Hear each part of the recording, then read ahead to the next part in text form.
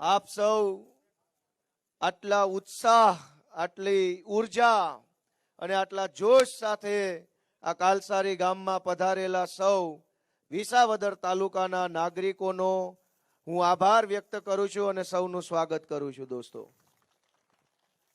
મિત્રો, બરાબરનો માહોલ જામી ગયો છે. જબરજસ્ત મજા આવી રહી છે.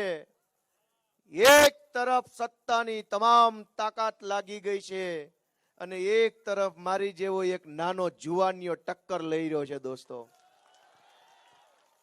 તમે વિચાર કરો કે ગોપાલ ઇટાલિયા અને ભાજપ, એક બાજુ ભાજપ, એક બાજુ ગોપાલ ઇટાલિયા.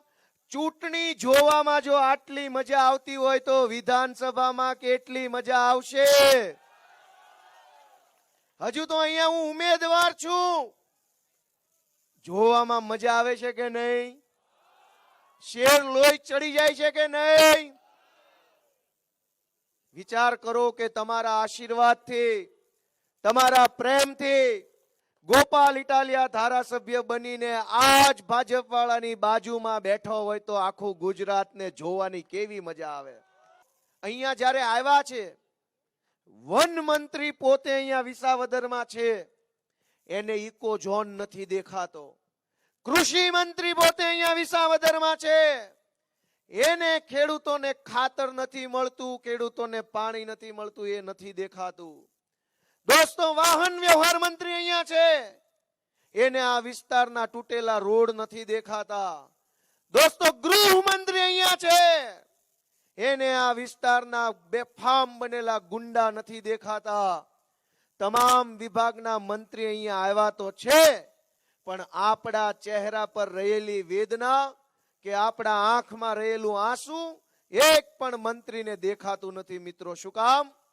કે આ 400 જણા જે નેતાઓ અહીંયા ઉતર્યા છે, એની નજર આપણા ચહેરા ઉપર નથી, આપણી આંગળી ઉપર છે કે આ મટન ભાજપનું દબાવે એટલે એ છૂટો ને હું પાછો વયો જાઉં.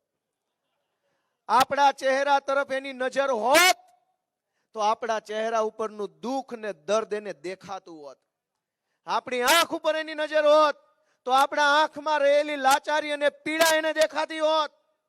એની નજર આપણા ઉપર નથી, એની નજર આપણા કિંમતી મત ઉપર છે. આ ચોર આવ્યા છે, ચોર, ધ્યાન રાખજો. દોસ્તો મિત્રો, આ વિધાનસભાની ચૂંટણીમાં ભાજપના નેતાઓ ગામડે ગામડે જઈને એમ કે છે કે કિરીટભાઈ ભૂલી જાઓ, પાર્ટી ભૂલી જાઓ. મારી જવાબદારી અહીંયા ફલાણી જિલ્લા પંચાયત ફલાણા તાલુકામાં સોંપી છે, તો તમે મારી આબરૂ માટે થઈને 10 મત અપાવજો. આવું કહે છે કે નહીં? મારી આબરૂ માટે થઈને મત આપજો. એવી ભલામણ જે ભાજપના નેતા કરે છે એને પૂછવું છે કે અમરેલીની બજારમાં એક નિર્દોષ દીકરીની આબરૂ ઉછાળવામાં આવી ત્યારે તમે બધા ક્યાં હતા? મિત્રો, હું તમારી પાસે બહુ મોટી આશા રાખીને આવ્યો છું કે આ વિધાનસભાની ચૂંટણીમાં એક તરફ તંત્ર આખું, એક તરફ લોક અને તંત્ર વચ્ચેની લડાઈ છે. દોસ્તો, તંત્રની અંદર મંત્રીઓ, ધારાસભ્યો, સાંસદ સભ્યો, જિલ્લા પંચાયતના સભ્યો, 2 નંબરિયાઓ, બુટલેગરો, જમીન માફિયાઓ, મંડળી માફિયાઓ, તમામ પ્રકારના ગુંડાઓ, 2 નંબરના માણસો, તમામ લોકો, તંત્રની તાકાત એક તરફ લાગેલી છે અને એક તરફ આપણા જેવા આમ માણસો, સામાન્ય માણસો, લોકોની તાકાત લાગેલી છે. દોસ્તો, તમે ટક્કર પૂરેપૂરી આપી રહ્યા છો, તમે ટક્કર પૂરેપૂરી આપો છો, પણ નિર્ણય એવો લેજો કે લોકો જીતશે કે તંત્ર જીતશે એ નક્કી આપણે કરવાનું. દોસ્તો, જો ભાજપનું તંત્ર જીતે તો તંત્ર લોકો ઉપર હાવી થઈ જાય અને જો લોકો જીતે તો લોકોના કંટ્રોલમાં તંત્ર આવી જાય ને તંત્ર સારી રીતે કામ કરે. દોસ્તો, આ લોક અને તંત્ર વચ્ચેની લડાઈમાં તમે કઈ બાજુ છો એ નિર્ણય સારી રીતે લેજો અને તમારું મન એમ કે હું તંત્રની સાઈડ નથી, લોકોની સાઈડ છું, તો 1 નંબરનું નિશાન, ઝાડુનું બટન અને વાદળી બટન દબાવી અને ગોપાલ ઇટાલિયાને વિજેતા બનાવજો. મિત્રો, આ ચૂંટણીની અંદર એક સૌથી મહત્વનો અને મોટો મુદ્દો ચર્ચામાં આવ્યો અને એ મુદ્દો એવો છે કે આ ચૂંટણીની અંદર કિરીટ પટેલે કરેલા સહકારી મંડળીના કૌભાંડનો મુદ્દો આખા ગુજરાતમાં ગાજ્યો. ગામડે ગામડે વાત છે કે કિરીટ પટેલે કરોડો રૂપિયાનું ખેડૂતોનું કૌભાંડ કર્યું. મેં એ મુદ્દો ઉજાગર કર્યો. ગામડે ગામડે વાત પહોંચાડી કે કિરીટ પટેલ કૌભાંડી છે, એને ખેડૂતોની મહેનત પરસેવાના રૂપિયા લૂંટ્યા છે અને લૂંટનો માલ લઈને ચૂંટણી લડવા માટે આવ્યા છે દોસ્તો. પણ મેં જ્યારે આ કૌભાંડ ખોલ્યું તો કિરીટ પટેલે પોતે જવાબ નથી આપ્યો. કિરીટ પટેલે 2-5 માણસો પાસે બોલાવડાવે છે. કિરીટ પટેલે જૂનાગઢ આખા જિલ્લાની સહકારી બેંકમાં કરોડો રૂપિયાનું મંડળીનું કૌભાંડ કર્યું છે. આ કૌભાંડ જ્યારે મેં ખોલ્યું, મેં ગામડે ગામડે વાત પહોંચાડી કે કિરીટ પટેલ કૌભાંડી છે, ખેડૂતોના પરસેવાના પૈસા લૂંટી લીધા છે એણે, ત્યારે એણે કેટલાક ભાજપના નેતાને આગળ કર્યા અને એમ ખુલાસા કરાવડાવે છે કે આ કૌભાંડ જૂનું છે.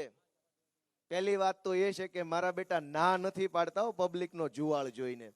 નથી કર્યું એમ તો કહેતા જ નથી, કર્યું તો છે જ, પણ કે જૂનું છે. મિત્રો જૂનું નથી. હું આ 500 પાનાની ફાઇલ લઈને ફરું છું. આ તમામ કૌભાંડ 2022, 23, 24 નું જે મારી પાસે કાગળિયા છે.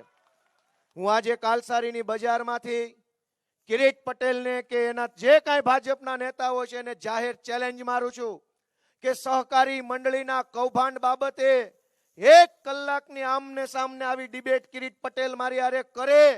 એ ડિબેટમાં હું હારી જાઉં તો 19 તારીખ પહેલા મારા બિસ્તરા પોટલા લઈને અહીંથી વયો જઈશ. દોસ્તો, ખેડૂતોના લોહીના પૈસા કિરીટ પટેલ ખાઈ ગયો અને ઓડકારો નો ખાધો. મિત્રો, કૌભાંડી માણસોને મત આપવા કરતા મારા જેવા એક નાના માણસને મત આપશો. આ મારી પાસે ડોક્યુમેન્ટ છે, પણ પોલીસ ખિસ્સામાં, કાયદો ખિસ્સામાં, સરકારી તંત્ર ખિસ્સામાં 350 કરતા પણ વધુ ડુપ્લિકેટ નકલી મંડળીઓ બનાવી કિરીટભાઈએ, અને નકલી મંડળીઓના માધ્યમથી કરોડોના કૌભાંડ કર્યા અને એ પૈસાથી ગામડે ગામડે અત્યારે લોકોને ખરીદવા નીકળ્યા છે. મિત્રો, હું તમને હાથ જોડવા આવ્યો છું કે ચૂંટણી તો પૂરી થઈ જશે, બધું પોતપોતાની રીતે થાળે પડી જશે, પણ કૌભાંડી માણસ જો ચૂંટણી જીતી જશે ને તો પછી તમારા મહેનતના પૈસા છે ને એ વધવા નહીં દે. દોસ્તો, હું તમને બીજી વિનંતી કરવા આવ્યો છું કે આ જૂનાગઢ જિલ્લામાં અનેક એવા મજબૂત સક્ષમ નેતાઓ છે, અલગ અલગ જ્ઞાતિઓ છે. અહીંયા આહિર સમાજ, પાટીદાર સમાજ, બ્રાહ્મણ સમાજ, માલધારી સમાજ, લોહાણા સમાજ, દલિત સમાજ, કોળી સમાજ, સક્ષમ અનેક જ્ઞાતિઓ આ જૂનાગઢ જિલ્લામાં છે. એ તમામ જ્ઞાતિની અંદર હારા આગેવાન પણ આ જિલ્લામાં છે. ભાજપની અંદર પણ અનેક એવા સારા આગેવાન છે.